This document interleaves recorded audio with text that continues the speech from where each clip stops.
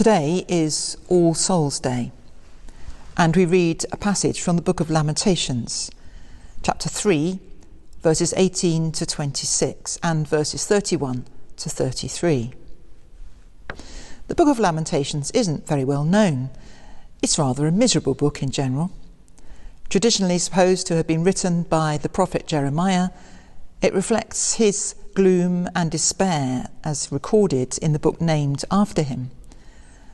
Being a Jeremiah used to be a catchphrase for what we might call an Eeyore, or, if you like C.S. Lewis, a puddleglum.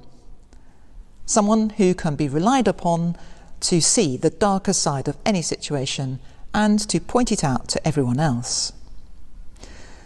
Read the first few verses of this passage and you'll see what I mean.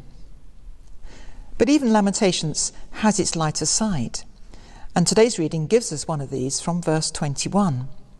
Suddenly, it's as if the clouds part and the sun shines through, the sky clears and the whole day lightens.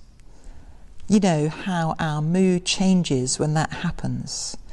What a sudden transformation it can effect in the day. So lovely is this passage that it has become a popular hymn, Great is Thy Faithfulness. There's also another hymn, New Every Morning is the Love Our Wakening and Uprising Prove, by John Keble. Well, one thing we can't accuse Lamentations of, or indeed the whole of Scripture, is unfounded optimism or fantasy wishful thinking. This is very down to earth, entirely realistic. Life is a struggle for most people. At some stage, surely for everyone.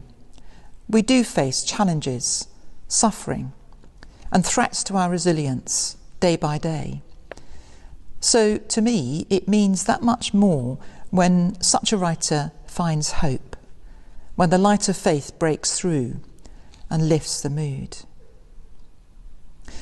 Today, on All Souls, we remember our loved ones departed and all departed souls. It may be a very difficult day for those suffering recent or tragic bereavements. We miss our loved ones, and it is hard to find any consolation for their loss. Yet, that sadness is not the end of the story. Just as Lamentations finds that gleam of hope to hold on to, so we as Christians have the resurrection hope to encourage us in the face of loss and death. They are lost to us for now, but not to God. It is a fact that we will all die, yet that need not depress us or cause us any fear or cast a shadow on today, however close or distant we may sense that moment may be for us. We can be realistic about death and yet have hope and courage. Lamentations says why. The steadfast love of the Lord never ceases. I will hope in him. The Lord is good to those who wait for him. And perhaps the best bit at the end, he does not willingly afflict or grieve anyone. If our concept of God is of any kind of heavenly torturer doling out punishment, we need to revisit that idea.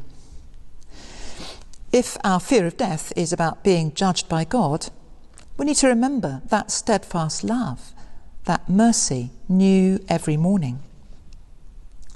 And whenever our prevailing temptation is to be a Jeremiah or an Eeyore or a puddleglum, it would be good to remind ourselves that it is good to wait quietly for the salvation of the Lord. And reading between the lines, that waiting is full of hope and expectation.